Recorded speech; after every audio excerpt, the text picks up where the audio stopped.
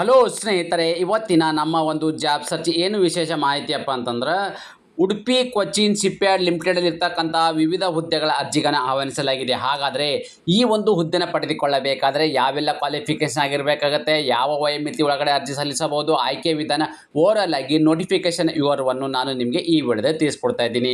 ಸ್ನೇಹಿತರೆ, ನಿಮಗೆ ಮೊದಲೇ ಹೇಳಿದ ಹಾಗೆ ನಾನು ಯಾವ ಒಂದು ಇಲಾಖೆಯಪ್ಪ ಅಂತಂದರೆ ಇದು ರಕ್ಷಣಾ ಇಲಾಖೆ ಇರ್ತಕ್ಕಂಥ ಒಂದು ಭಾರತ ಸರ್ಕಾರದ ಅಧೀನದಲ್ಲಿ ಕೆಲಸ ಮಾಡ್ತಕ್ಕಂಥ ಉಡುಪಿ ಕೊಚ್ಚಿನ್ ಶಿಪ್ಯಾರ್ಡ್ ಲಿಮಿಟೆಡಿಂದ ಒಂದು ಅಧಿಸೂಚನೆಯನ್ನು ಹೊರಡಿಸಲಾಗಿದ್ದು, ಒಟ್ಟು ಇಲ್ಲಿ 4 ಹುದ್ದೆಗಳ ಅರ್ಜಿಗಳನ್ನು ಆಹ್ವಾನಿಸಲಾಗಿದೆ. ಆಯ್ಕೆಯಾಗಿರ್ತಕ್ಕಂಥ ಅಭ್ಯರ್ಥಿಗಳು ಉಡುಪಿಯಲ್ಲಿ ಕೆಲಸವನ್ನು ನಿರ್ವಹಿಸಬೇಕಾಗತ್ತೆ. ಯಾವೆಲ್ಲ ಒಂದು ಹುದ್ದೆಗಳಪ್ಪ ಅಂತಂದ್ರೆ ಆಫೀಸ್ ಅಸಿಸ್ಟೆಂಟ್ ಇರ್ತಕ್ಕಂಥ ಹುದ್ದೆಗಳ ಅರ್ಜಿಗಳನ್ನು ಆಹ್ವಾನಿಸಲಾಗಿದೆ. ಆಯ್ಕೆಯಾಗಿರ್ತಕ್ಕಂಥ ಅಭ್ಯರ್ಥಿಗಳಿಗೆ ಪ್ರತಿ ತಿಂಗಳು ಸಿಗ್ತಕ್ಕಂಥ ವೇತನ ಎಷ್ಟಪ್ಪ ಅಂತಂದ್ರೆ 23,500ರಿಂದ 25,000 ರೂಪಾಯಿವರೆಗೂ ವೇತನ ಸಿಗಲಾಗುವುದು ಪ್ರತಿ ತಿಂಗಳು. ಇದೇ ರೀತಿ ಫುಲ್ ಒಂದು ನೋಟಿಫಿಕೇಶನ್ ವಿವರವನ್ನು ನಾನು ನಿಮಗೆ ಈ ವಿಡಿಯೋದಲ್ಲಿ ತಿಳಿಸ್ಕೊಡ್ತಾ ಇದ್ದೀನಿ. ಅದಕ್ಕಿಂತ ಮುಂಚಿತವಾಗಿ ನಮ್ಮ ಯೂಟ್ಯೂಬ್ ಚಾನಲನ್ನು ಸಬ್ಸ್ಕ್ರೈಬ್ ಜೊತೆಗೆ ಬೆಲ್ ಐಕನ್ ಕ್ಲಿಕ್ ಮಾಡೋದನ್ನು ಮರೆಯಬೇಡಿ.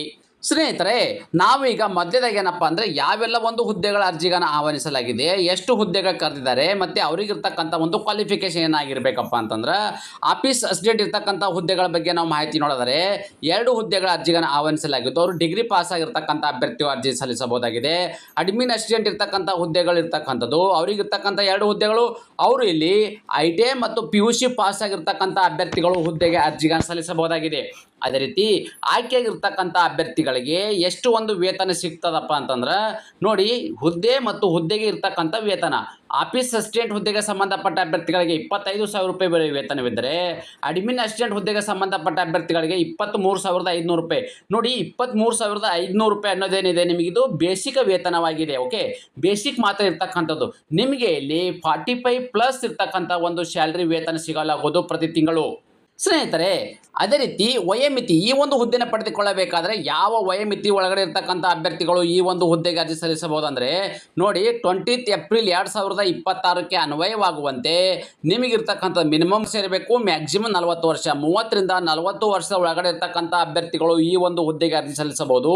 ಇದು ಜನರಲ್ ಕ್ಯಾಟಗರಿ ಸಂಬಂಧಪಟ್ಟ ಅಭ್ಯರ್ಥಿಗಳಿಗೆ. ಅದೇ ರೀತಿ ಹುದ್ದೆ ಮತ್ತು ಹುದ್ದೆಗೆ ಇರ್ತಕ್ಕಂಥ ಒಂದು ವಯೋಮಿತಿ ಅಂದರೆ ಆಫೀಸ್ ಅಸಿಸ್ಟೆಂಟ್ ಹುದ್ದೆಗೆ ಸಂಬಂಧಪಟ್ಟ ಅಭ್ಯರ್ಥಿಗಳಿಗೆ ಮ್ಯಾಕ್ಸಿಮಮ್ 30 ವರ್ಷ ಇದ್ದರೆ ಅಡ್ಮಿನ್ ಅಸಿಸ್ಟೆಂಟ್ ಇರ್ತಕ್ಕಂಥ ಹುದ್ದೆಗಳಿಗೆ ಮ್ಯಾಕ್ಸಿಮಮ್ 40 ವರ್ಷ ಒಳಗಡೆ ಇರ್ತಕ್ಕಂಥ ಅಭ್ಯರ್ಥಿಗಳು ಈ ಒಂದು ಹುದ್ದೆಗೆ ಅರ್ಜಿ ಸಲ್ಲಿಸಬಹುದು. ವಯೋಮಿತಿಯಲ್ಲಿ ಸಡಿಲಿಕೆ ನೀಡಲಾಗಿದೆ. ಯಾರಿಗೆಲ್ಲ ವಯೋಮಿತಿಯ ಸಡಿಲಿಕೆ ನೀಡಲಾಗಿದೆಪ್ಪ ಅಂದರೆ OBC ಅಭ್ಯರ್ಥಿಗಳಿಗೆ 3 ವರ್ಷ, SC/ST ಅಭ್ಯರ್ಥಿಗಳಿಗೆ 5 ವರ್ಷಗಳ ಕಾಲ ವಯೋಮಿತಿಯಲ್ಲಿ ಸಡಿಲಿಕೆಯನ್ನು ನೀಡಲಾಗಿದೆ.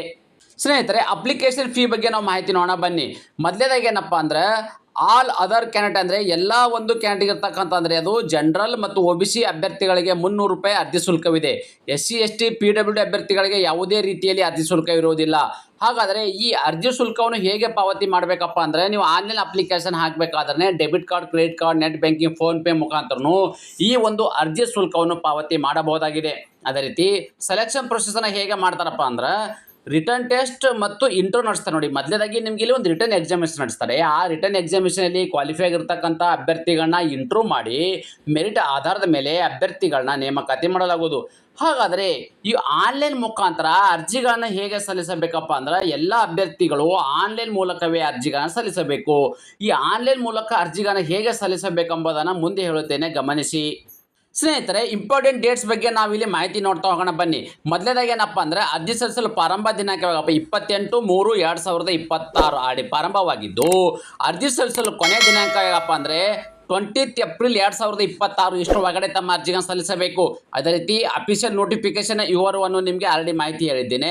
ಇಲ್ಲಿ ನೋಡಿ, ತಾವುಗಳು ಗಮನಿಸ್ತಾ ಇದ್ದೀರಿ, ಈ ಒಂದು ಅಫಿಷಿಯಲ್ ಏನು ವೆಬ್ಸೈಟ್ ಇದೆ, ಈ ಒಂದು ವೆಬ್ಸೈಟು ನನ್ನ ಯೂಟ್ಯೂಬ್ ಡಿಸ್ಕ್ರಿಪ್ಷನ್ ಬಾಕ್ಸಲ್ಲಿ ನಿಮ್ಗೆ ಅಲ್ಲಿ ಲಿಂಕನ್ನು ಕೊಟ್ಟಿರ್ತೇನೆ. ನೀವು ಡೈರೆಕ್ಟಾಗಿ ಆ ಒಂದು ಲಿಂಕ್ ಮೇಲೆ ಕ್ಲಿಕ್ ಮಾಡಿದಾಗ ಏನಾಗುತ್ತಪ್ಪ ಅಂದರೆ ಅಪ್ಲಿಕೇಶನ್ ಡೈರೆಕ್ಟಾಗಿ ಇರ್ತಕ್ಕಂಥದ್ದು ನಿಮಗೆ ಈ ಥರದ ಒಂದು ಅಪ್ಲಿಕೇಶನನ್ನು ಓಪನ್ ಆಗಲಿದೆ. ತಾವುಗಳು ಗಮನಿಸ್ತಾ ಇದ್ದೀರಿ. ಓಕೆ, ಸೊ ಈ ಥರದ ಒಂದು ಅಪ್ಲಿಕೇಶನ್ ಓಪನ್ ಆಗುತ್ತೆ. ಡೈರೆಕ್ಟಾಗಿ ನೀವು ಈ ಒಂದು ವೆಬ್ಸೈಟಲ್ಲಿ ಈ ಒಂದು ಅಪ್ಲಿಕೇಶನನ್ನು ನೀವು ಡೈರೆಕ್ಟಾಗಿ ನೇರವಾಗಿ ತಮ್ಮ ಅರ್ಜಿಗಳನ್ನು ಆನ್ಲೈನ್ ಮುಖಾಂತರ ಸಲ್ಲಿಸಬಹುದಾಗಿದೆ. ನಾನು ಕೊಟ್ಟಿರ್ತಕ್ಕಂಥ ಉದ್ಯೋಗ ಮಾಹಿತಿ ನೀವು ಇಷ್ಟಪಡುತ್ತೀರಿ ಎಂದು ಭಾವಿಸುತ್ತೇನೆ.